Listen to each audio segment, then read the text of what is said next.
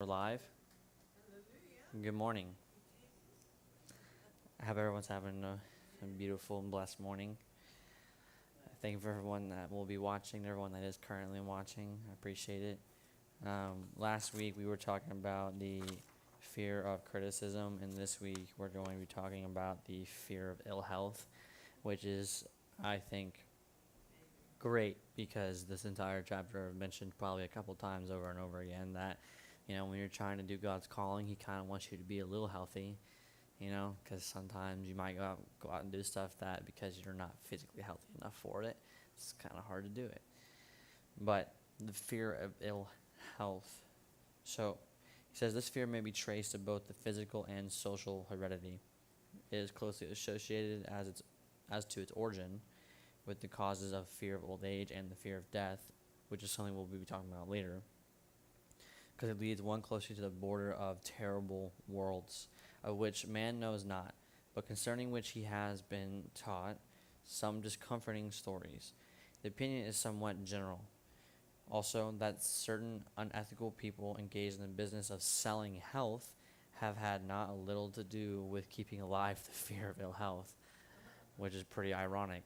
You know what I mean? Like, we have doctors and all these people that are like constantly giving people medicine, all this and whatnot, but when you read the bottle and they're trying to encourage you, they're like, well, we're giving you this to prolong the idea that you probably could die, but we're just trying to see what we can do to keep you alive till we can find a reason or somehow to, actually make you healthier.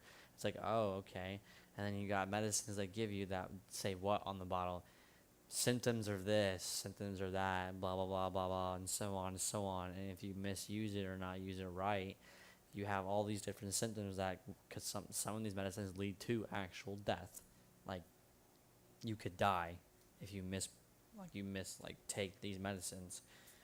So, when these people are selling health, especially like the medical insurance people, like, oh yeah, we're trying to sell you our medical insurance, blah, blah, blah, blah, so we can put you in this, it could help you, because if you do have any issues, it helps you with this. And it's like, so basically you're telling me to buy medical insurance due to the fact that you think I could die in the next year or so.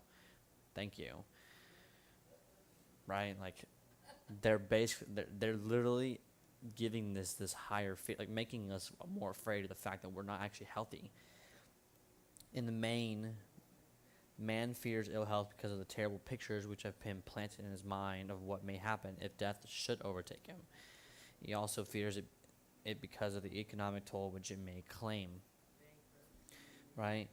A reputable physician estimated that 75% of all people who visit physicians or professional service are suffering with hypochondria, imaginary illness. It really makes me wonder what the percentage is now, if it's still the same or not, if I'm being honest. But one thing is for sure, imaginary is interesting. You know how many people are probably calling in sick because they have like a horrible, like they slept bad, but they actually aren't sick at all, but because they think they're sick because of a dream, and they wake up like, oh, I feel so horrible, and they call in, but like they're actually not sick at all. It's just their brain completely messing with them, making them think they are. It has been shown that most convincingly that the fear of disease, even where there is not the slightest cause for fear, often produces the physical symptoms of the disease that they feared. Remember we talked about the subconscious and conscious mind earlier in the chapter, how when you allow, if your conscious is not the thing that is taking over in thought and you're trying to stop yourself or trying to be the thing in control, if you end up being afraid of something, more oftentimes than not, the subconscious will take over, which can lead to so many different things. People who deal with anxiety, that's never a conscious thing, that is a subconscious thing, right? They deal with major anxiety and stress and blah, blah, blah, and they even named it an anxiety disorder at this point in life. Hospitals are giving it an actual diagnosis, so it's like it's making you fear the fact that you have lots of anxiety by giving it a name and calling it an anxiety disorder, which is demonic in itself. Because when you actually end up being, here's the thing, I've noticed that if you do a little bit of research, you'll see that most people who deal with anxiety deal with severe symptoms only because they start to think about how bad their anxiety actually is. So when they start to think about how their anxiety, that produces more actual symptoms of the very thing they are afraid of. So then it peaks higher, and then those people end up suffering from like mental, like actual mental disorders sometimes, and then like anxiety attacks, or even panic attacks, or they break down. And like I've only witnessed one person do it before, or well, once or twice, and in that moment they were like super afraid, and I was like, well, I tried to calm them down, but then they kept thinking about it. I was like, you gotta stop thinking about it, or it's gonna get worse. And they were like, I can't, and they kept thinking about it and thinking about it. So I started like trying to pray with them, and then they just freaked out, like curled up in a ball, started panicking and crying. I was like, that's so demonic. That the fact that their brain, and because their doctors have told them that when they start suffering from anxiety, that it can get really bad. So they were thinking about how bad it could get. It escalated immediately. So in all honesty, when you think about this fear of what was going on in that moment, right, was the very thing that produced exactly what they feared. Because they were starting to be convinced that it was much worse than it was. Powerful and mighty is the human mind, Napoleon says. It builds or destroys. Playing upon this common weakness of fear of ill health, dispensers of patent medicines have reaped fortunes. Right? I found this really cool quote. I don't know where it's found. I was just looking through stuff and whatnot. But it says, the sick are the greatest danger for the healthy. It's not from the strongest that harm comes to the strong, but from the weakest. I thought it was really neat because a lot of times some people have very strong mental health, right? But when people around them are weak, and people around them are subconsciously afraid of things often, and they don't know how to take control of their life, and they allow fear to set in. Oftentimes people who are very strong, surrounded by weakness, also become weak, right?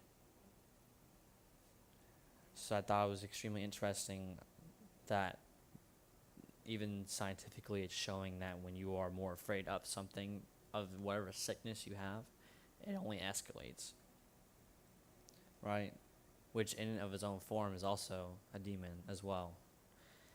Right? Being afraid of something is already demonic. Escalating the fear just becomes more demonic. You're literally you're giving Satan food, right? To make things worse than it is. This form of imposition upon credulous humanity became so prevalent. He's saying that during his time in the weekly magazine conducted a bitter campaign against some of the worst offenders in patent medicine business.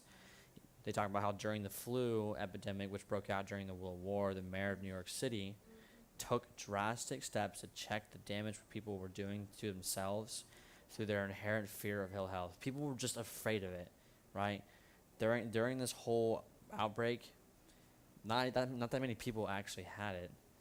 Right? He called the newspaper and men said to them, "Gentlemen, I feel it necessary to ask you not to publish any scare headlines during the flu epidemic. So unless you cooperate with me, we will have a situation which we cannot control." The newspaper quit publishing stories about the flu, and within 1 month, the epidemic had been successfully checked. It's called a what?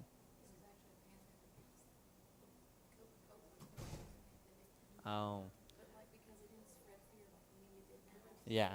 Mom was saying it was, my mom was just telling me it was similar to how the whole COVID thing broke out. It was nothing crazy. But like you said, when the newspaper quit publishing stories about the flu, why is this flu, within 1 month, the epidemic had been completely checked, right?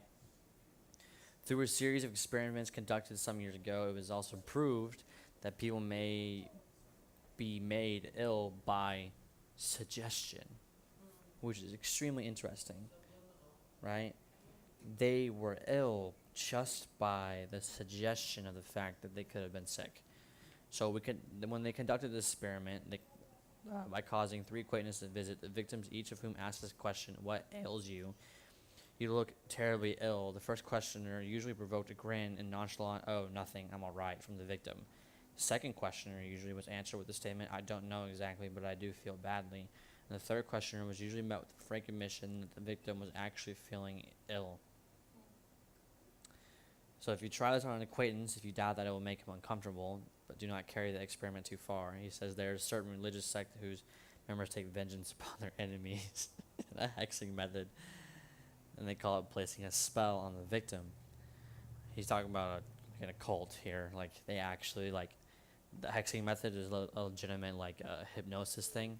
And what they do is they place this idea and suggestion in your brain that says, hey, you are extremely sick, basically. So then your brain starts to impulse that. Napoleon talks about the overwhelming evidence that the disease sometimes begins in the form of negative thought impulse. Such impulse may be passed from one mind to another by suggestion or created by an individual in his own mind. So we have to think about that. How many people actually got sick from COVID this year? Like, legitimately? Probably not as many as the media has put it out. Because, like, oh my God, what was it? Like, the first year of COVID, like, oh my God, 100,000 people died. Then the year after that, so it's actually only been like 20,000 people that got extremely sick, and maybe 10,000 people actually died who were already, like, had diseases prior, like cancer and stuff, or like they smoked too much and all this, diabetes or whatnot, and like a baby who was like extremely, their immune system hasn't built up. So really, like, the number was actually not as high as the media was making it sound. And then all of a sudden, when that media got put out that not that many people died, we'll have it again. An article 3 months later showed, oh my God, 1 million people died from COVID. And I was like, where did that number come from? Oh, from another country, by the way. And I was like, wait, so that's not America. That's another country that got COVID and 1 million people died. But then there was no actual statistical number that showed that, because this idea that some people died made more people that probably didn't have COVID got sick, thought they had COVID, went to the hospital, and then the COVID rate went up again in the past, year, because a lot of people started thinking that it actually got worse because the media made it sound like it got worse, right? So he talks about how in this incident, though, a man who was blessed with more wisdom than this incident might indicate, that once he says, when anyone asks me how I feel, I always want to answer by knocking him down. Doctors send patients into new climates for their health because of a change of mental attitude is necessary, right? The seed of fear of ill health lives in every human mind. Worry, fear, discouragement, disappointment in love and business affairs cause the seed to germinate and grow. And then he talks about how in that time period, the business depression was extremely kept ongoing because of the doctors, because every form of negative thinking may cause ill health, right? The doctors had to have a huge stay in a lot of things. Like, even now, hospitals are a really big factor when it comes to the world, right? If the world itself wants to stay kind of intact and one doctor says, oh my God, we're actually going to be suffering from a major pandemic, everyone needs to be careful, and you throw that out in the media, right? People who actually overreact already will overreact a lot, post it all over their Twitter, their Instagram, their whatever page, their TikTok. It will go all over the social media, and you'll see it because people are going to be like, some doctor claimed that a huge new version of COVID broke out. We're calling it the Megatron, the Transformer, just letting you know. The next one's probably going to be the Optimus Prime, by the way. So just got to be very careful. But then when you say this stuff, right, everyone gets a hold of it. We have this thing called a phone nowadays that has access to every single social media thing in the world. And we post this stuff on all these different things. And then people, freak out. And when they freak out, workplaces freak out. They start dropping people from their jobs because they think someone might be sick when they're not. People are freaking out about the COVID might actually be worse. And they figure out about this, and they figure about that. And it's all extremely suggestive. It literally has to do with the mind, right? Disappointments in business and in love stand at the head of the list of causes for fear of ill health. What usually happens, if you really think about, I talked about anxiety just a moment ago. When you get extremely disappointed in something, right, your stomach kind of drops, right? You're like, oh my God. Like, oh, I feel horrible because someone made me feel like I'm a disappointment, or you feel disappointed in yourself even, and then your body just kind of feels queasy, right? Randomly, it won't even be anything serious, right? You'll just be like, or like as a brief example, not saying names, but I upset someone very much, I got told they were very disappointed in my actions, and I've never been told that before, like ever, like legitimately disappointed in something. And when I got told that, I sunk. I was like, "What in the world?" Like like that doesn't make any sense. And when I felt like that, all of a sudden I started thinking I wasn't feeling good. And when I felt like I wasn't feeling good, all of a sudden I got sick. And I was like, I can't go to work the next day. I was like, I don't feel good, which was total bogus. I actually felt my body was completely fine, but my mental state wasn't. My mental state was crushed because I felt horrible that I disappointed somebody, and I was crying, and like it hurt me a lot. So that next morning, I mentally was not okay, but it doesn't actually mean I was sick. I just thought I was sick because my mental state was so bad that I felt like I was. That had nothing to do with it though, right? So if being disappointed in business or in your love or your family or just friends in general or in your normal life can cause that kind of like symptom of feeling like you're actually sick, you have to really try to take control, right? You got to let your mind be the thing that is in charge. 1 Corinthians 3:16-17 says, Do you not know that you are God's temple and that God's Spirit dwells in you? If anyone destroys God's temple, God will destroy him, for God's temple is holy and you are that temple. So you have to remember, the only person who can truly sometimes destroy your mental health and your mental state and destroy who God made you to be is you. And if you don't take care of yourself, right? And you don't take care of your mental state, that you don't stay in the Word, you don't pray, you don't trust God, it's going to be hard for God to be like, okay, I'm going to uplift you and keep you holy, but it's hard to keep you holy and keep you uplifted when you don't even care to try, because you're allowing yourself to feel like you are ill of health or mentally unstable or whatever the case may be. You are destroying the temple that God made, which is yourself, right? So when you're destroying your own self, of course, you're not going to be able to accomplish the things you want to accomplish or be all God who calls you to be, because you don't even love who you are in that moment, because you're allowing your temple to be ransacked by the devil and your own mental state. A specialist in suggestive therapeutics was called in. The specialist changed nurses, placing him in charge of a very charming young woman who began, by prearrangement with the doctor, to make love to him the first day of their arrival on the job. Within 3 weeks, the patient was discharged from the hospital, still suffering, but with an entirely different melody. Entirely different reason. Melody. I know it's spelled weird, I'm not going to lie. He was in love again. The remedy was a hoax, but the patient and the nurse were later married. Both are in good health, and at this time, that symptom of the fear of ill health was completely gone. So he's saying, in this experiment, a young man who was completely suffered, right, from love, who thought he was sick, who went to the hospital and was literally between life and death, thought he was going to die. The patient got changed. The nurse went and slept with him. All of a sudden, he was in love with this nurse that he slept with in the hospital, and now he was no longer sick. In 3 weeks, all of a sudden, wasn't sick. He was literally on the verge of life and death, just due to the fact that he was so disappointed that the love of his life left him, and he was brokenhearted and destroyed mentally. He was literally going to die.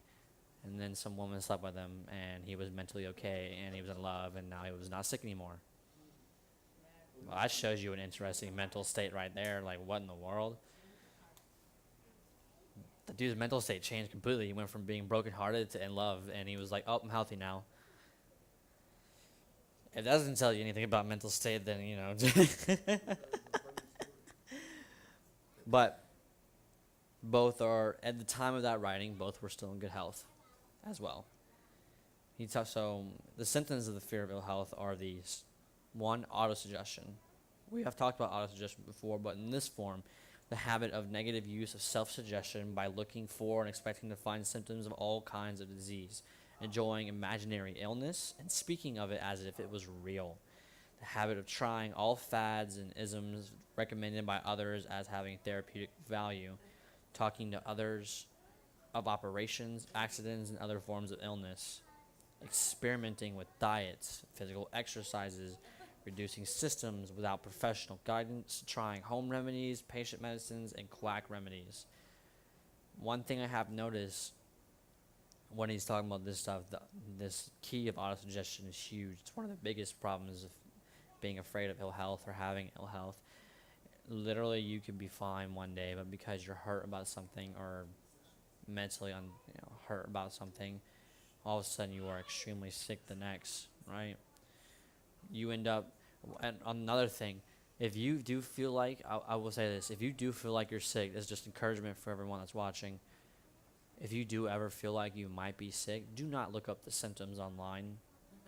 That's right. Do not be looking up the, you know how many times, there have been 1 or 2 times in the past 4 years that when I actually was legitimately not feeling good, that I looked up if I had symptoms of something. It only got worse, and then I ended up actually being in bed for another day after that. And I felt even more sick, and I puked like literally an hour after because I looked up the symptoms and legitimately thought, oh my God, I have this. So I got more afraid of it, and then I started puking because I literally started thinking it was much worse than it really was. So I'm telling you, if you are suffering from anything right now, do not look up the symptoms and just reach out to God, pray, read your Bible, just start asking God to make you whole, because in all honesty, the moment you look up what symptoms you are suffering and what disease that may be or what sickness you're suffering from, you're going to get worse. That's just how it is. You're going to get worse. Your brain is going to subconsciously think you are more sick than you really are. Now, if you really are sick, though, we pray that you'll get healthy, whole, that God delivers you from that, right? Because by His stripes you are healed. But if you think you're sick, do not look up the symptoms. Hypochondria, though, is the second symptom of fear of ill health, which he says is the habit of talking of illness, concentrating the mind upon disease, and expecting its appearance until a nervous break occurs. Nothing that comes in bottles can cure this condition, and it is brought on by purely negative thinking, and nothing positive can affect a cure. Hypochondria, a medical term for imaginary disease, is said to do as much damage on occasion as the disease one's fears might actually do. Most so-called cases of nerves come from imaginary illness. Another symptom, exercise. Fear of ill health often interferes with proper physical exercise and results in overweight by causing one to avoid, and this is interesting, outdoor life, is what he says. Nothing to do with being in the gym, necessarily, but he's saying the fact that people avoid outdoor life means they avoid the idea of staying, exercising, maybe being a little adventurous as well. You know? There were a couple of people that I've noticed, like, I was having a conversation with someone the other day about something, and they were like, yeah, I've never tried this, I've never tried that, I didn't try this, I didn't try that, and they're like 30-something years old, and I was like, you've never done any of that? They're like, no, and I was like, man, I've jumped off a cliff, I've done this, I've done that, I've gotten stuck in the woods, I've done the, blah, blah, blah, like, I named all these things that are, like, outdoors, adventurous type stuff. Like, yeah, I just didn't do that, I don't know, I just didn't, like, I wasn't, like, worried about doing that stuff all the time because I just didn't really have this, or my parents didn't allow that. And I was like, man, you haven't gotten to experience the true joy of actually, like, going out and being adventurous and, getting to understand the beauty of, like, what God has done with everything, and getting to pet different stuff. Like, getting to pet a lion was cool. I got to see cheetahs in person in a vehicle. That's sick. Like, there's so many different things. Like when I actually eventually, like, have kids in the future, there's so many stories you'll have for them to explain different things, because, like, my life has been like that, but so many people don't get that opportunity to actually, like, exercise and go outside and enjoy this outdoor life stuff and be understanding and susceptible to the idea of what it means to be consciously in control of things. Which is cool, because susceptibility is the next symptom of fear. So susceptibility says, fear of ill health breaks down nature's body resistance and creates a favorable condition for any form of disease one may contact. He says favorable, right? You are allowing yourself to make favorable conditions to actually have contact with that disease. The fear of ill health often is related to the fear of poverty, especially in the case of hypochondriac, who constantly worries about the possibility of having to pay doctor's bills, hospital bills, etc. This type of person spends much time preparing for sickness, talking about death, saving money for cemetery lots, burial expenses, etc. They are emanating the idea that, oh, I'm going to die soon, and they're not living their life, so people end up being so afraid of the idea that, oh, we won't live forever type thing, right? That they're like, oh, then I'm just going to prepare myself. We're writing like, I don't know, we're getting like 401k stuff at like 20 years old now at jobs, getting things for like the possibility that we retire at 60 at like 19, 20 years old. Like these jobs are like all suggesting the fact that we should prepare for the idea that we're going to probably die after 65, and that we should have, little money left over for stuff, instead of actually being smart and saving up money and actually trying to build a legitimate plan just to have money so that you'll be okay in the future. But like this, I feel like the whole 401k idea is for the idea that like they put this in the mindset of younger men nowadays and women to make them think, oh yeah, you probably won't live long, so just be prepared to quit and live off whatever money you get from your 401 when you get older, because you'll die eventually anyways. So that's susceptibility. We're putting into this mindset that people are just constantly preparing for the idea that they'll probably die. I don't know. I think 2 years ago I met someone my age who already had a plan written out and everything for the fact that when they died, they have a memorial here. They have money set over for a memorial at this place. They already were getting their tombstone ready in place in case something happens. And I was like, you're 22. Why are you preparing for that? That's like a horrible mind state. The kid was prepared, 22 years old, for the idea that he probably was going to have a cemetery in the future and a gravestone and a burial and all this stuff.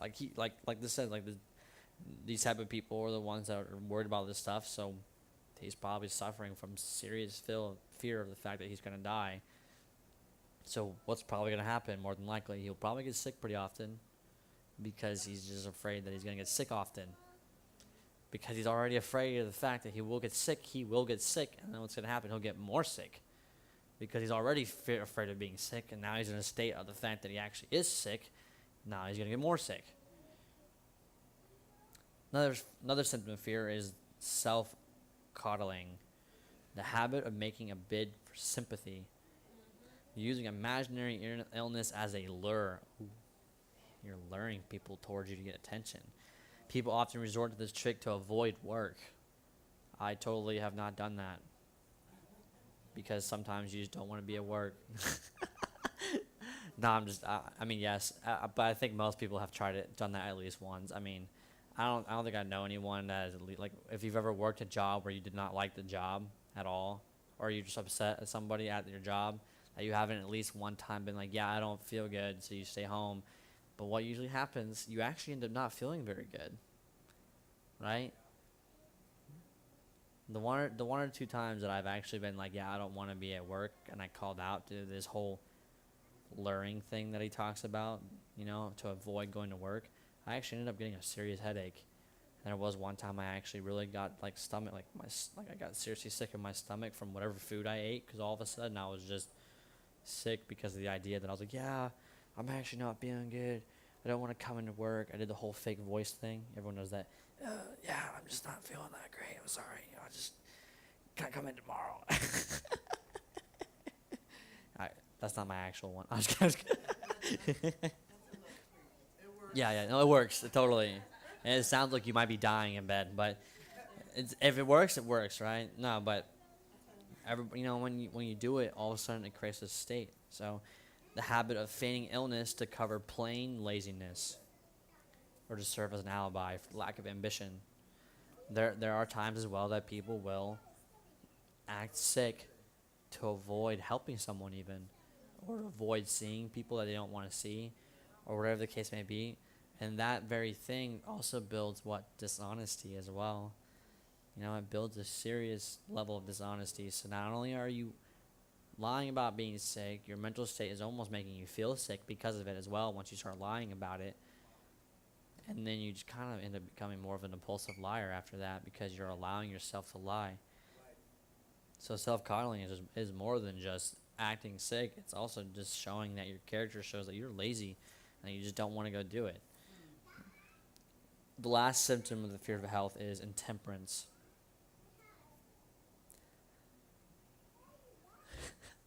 He says, intemperance, in case you are like to drink alcohol, the habit of using alcohol or narcotics to destroy pains, such as headaches, neurology, or neuralgia. I think I'm saying this wrong.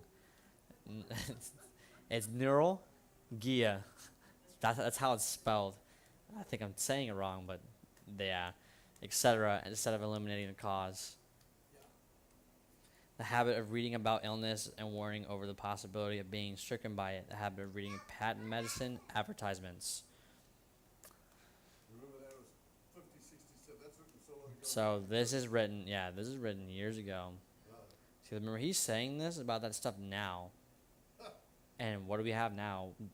Medicine that's probably much worse, with way more symptoms than they probably had back then, and way more options, and side effects than we had back then. Like back then we maybe had a couple things where like, pop this, don't worry about it. Now it's like, pop this, don't worry about it. The entire commercial lists like a million different symptoms all of a sudden, and you can't read them fast, but they go by so quickly, and you're like, death? Wait, I saw death. I swear I saw death on that one. Right? And it's like, oh my God. So then like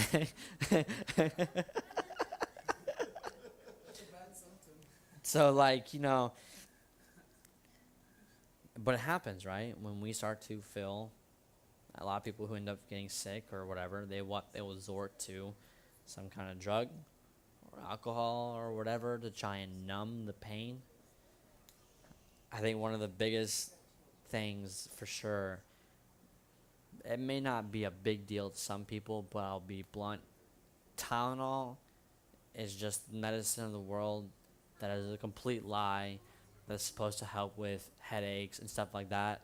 Trust me, if you're taking it and you don't feel better immediately, it is totally not true. There's no way that thing helps. When you read the symptoms of Tylenol, that thing is not truly eliminating your headache. It's just like a minor pain reliever type of thing that is a bunch of bogus. Same thing with people who smoke weed. I'm sorry, but if your mental state is crushed and you're constantly smoking weed, you are now addicted to the idea that you are having to go to a substance to actually make your mental state okay. You're not making it okay. Your mental state is still the same. You're just temporarily avoiding it. That's all it is. Same thing with alcohol. If you are drowning yourself in sorrow with drinking alcohol and being like, oh, I'm drinking it to get over this or get over that, trust me, you haven't gone over it. If you're hungover the next morning and you're about to cry again from what happened the other night, you're not over it. The alcohol clearly didn't help. It just temporarily made you happy. All these medicines and all these different things and these advertisements and the fact that you're actually reading stuff, right? I mean, if I pick up my phone and look up a pill right now that's supposed to help with a stomach ache, I guarantee it will come with many symptoms after that. And then you read those symptoms, and then what happens? Say you take the medicine, right? But because you're afraid of the symptoms possibly showing up, what's probably going to happen? The symptoms are probably going to show up, right? If you're like, oh, I'm taking this little thing to help with my stomach ache, but one of the symptoms says I might suffer a major headache, so I'm actually really worried that the major headache might occur.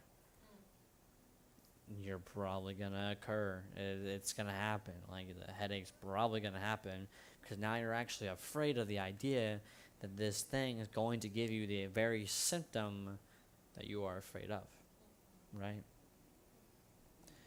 You have to stay in prayer. You have to stay in good health, right? 3 John 1:2 says, Beloved, I pray that all may go well with you and that you may be in good health as it goes well with your soul, right? You have the body, the mind, and spirit, soul, body, right? Your mind and soul are the same thing. I mean, you have to remember that when it comes to that, you're trying to take care of your soul. And when you take care of your mental state, your soul, your spirit, when it aligns with that, helps your body to stay healthy and whole, purified, just, in shape, even if it has to be in shape, whatever the case may be, because your spirit is able to actually sync with the idea that you're saying, God, allow my mind to stay pure with you. I pray that you let my mental state be healthy and whole, right? So when that happens, you're taking conscious control of your body and of your spirit. You're allowing the spirit and body and soul to work in unison together now, because you are allowing God to show you to not be afraid of the idea that you're sick or whatever the case may be, right? Like I've maybe had a stomach ache or two or a headache or two in the past year, but I haven't gotten sick at all, honestly. I might have faked sick at work once just because I didn't want to go, but that ended up causing me to end up actually getting worse. And I felt like I had a huge headache. But I haven't gotten really sick in a long time, because when you consciously understand that when you start feeling sick at all, and you just be like, nope, I don't want to feel this way, and you kind of force yourself to like push through it, or you drink water or whatever the case may be, or just whatever you're doing, right? I mean, there's even like simple things, like anytime I've ever gotten or felt like I might have been sick, Dad taught me and the rest of my siblings, just grab some water, pray over it, drink it, and you're good after. And that works like literally every time. I don't think I've ever had it not work. Even if it took 4 or 5 extra hours than it usually takes, it still worked. I truly believe that worked for me, at least. You know what I mean? Like, I just grabbed some water, prayed over it, drank it, went about my day, didn't really care about what was going on. And I felt great after. You know, like, I didn't even realize I was not feeling good a little bit ago, or whatever the case may be. Because still, like I said, still has to do with the idea that it's a mental thing, right? If I say, God, you're going to heal me through this method, your mind is already telling your spirit, all right, I want you to come into agreement with the idea that I just said. I'm going to feel better because of what I'm about to do, right? And you're asking God, you're demanding of God, right, what you already have. Right? God already has the fact. He's already praying for you. God's already there for you. He's living and dwelling in your life, right? And he already wants you to be healthy and whole, right? And living abundantly. So if you already have that in your life, you're only demanding what God's already given you. God doesn't want you to be sick. God doesn't want you to be unhealthy. God doesn't want you to even feel like you'll be sick or unhealthy. God doesn't even want you to fear the idea that you could actually get sick in the first place, right? I don't think Jesus ever got sick once. And if Jesus can never get sick, and Jesus has claimed as well in the Bible that we can do what he's done and greater in the works that he's done as well, one of those works is the fact that he never got sick, right? And he prayed for people to get sick. JK. But if Jesus can stay healthy, and he says that we can do what he can do, how come we mentally can't also be in the same place Jesus was? How come we can't also stay healthy and whole and abundant, right? So that we can pray for others to be sick. How come? I find that so ironic how many, not even, yeah, I find it so ironic how many people out there will pray for other people and they'll get healed. And then they'll go home and complain about the fact that their arm is in tons of pain from some surgery they had the other day, or wherever the case may be, or that, oh my gosh, I have this major headache and I can barely see. Like, there's so many different things you could name, but there are so many people out there who will go pray for other sicknesses to go away, and they will, because they have faith for someone else's sickness to go away, but they don't have faith for their own to go away. So they end up staying sick. But that's not where God wants us to be. God wants us to be in a place of a mental positivity, right? To be mentally aware of the idea that we don't have to actually get sick. And honestly, I believe if you can step into that realm where you believe that God will never allow you to be sick, I don't think you ever will. Because not only are you believing you won't, you're allowing God to also take control of the situation to stay by you, to keep you from getting sick. Jesus was like, I don't know, 30-something years old, and I guarantee not one time throughout the entire period of his life did he ever actually get sick, because he understood probably the idea of what God really wanted him to do, right? We have to stay healthy. Remember, Genesis 1:27 says, so God created man in his own image. In the image of God, he created him, male and female, he created them. So we are made in the exact likeness and image of God. And God doesn't get sick, right? We don't have to be afraid of ill health or afraid of getting sick because we have God living and dwelling in us, and we are made in the exact image and copy of God, right? So if you are dealing with any of these symptoms, if you're dealing with this autosuggestion, if you're dealing with hypochondria, this mental, like, disease thing where you actually believe that you're putting in this mental idea that you're ill when you might not be, if you're not exercising well, if you're not susceptible to what you should be doing with your body, if you're not, like, if you're self-cutting, or if you're very intemperate about stuff, taking drugs and drinking alcohol to get rid of pain, any of these symptoms, you need to right now ask God to break this fear off, because I don't know if you realize, but fear is the exact opposite of love. The exact opposite, right?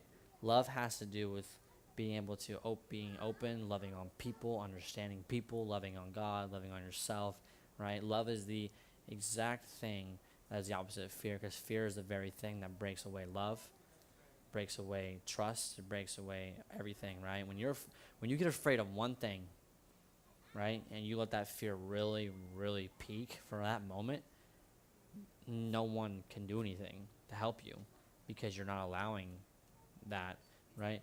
There's even minor fears, like we're talking about the fear of health, but sometimes there are people that get so, like, they're up on high places, they're so afraid of heights to the point that when someone tries to help them to back off, like, hey, it's okay, they don't listen. What their mind, like, shuts down, and no one can do anything because they allow that fear to just take over.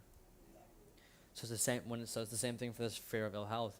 If you don't allow God to take over, and you don't allow your conscious mind to be more understanding and positive, and put off that energy and allow God to fill you, right, with life, then of course the love of God is not going to penetrate your life, because you're going to allow the fear of the fact of being sick to just take over in that moment.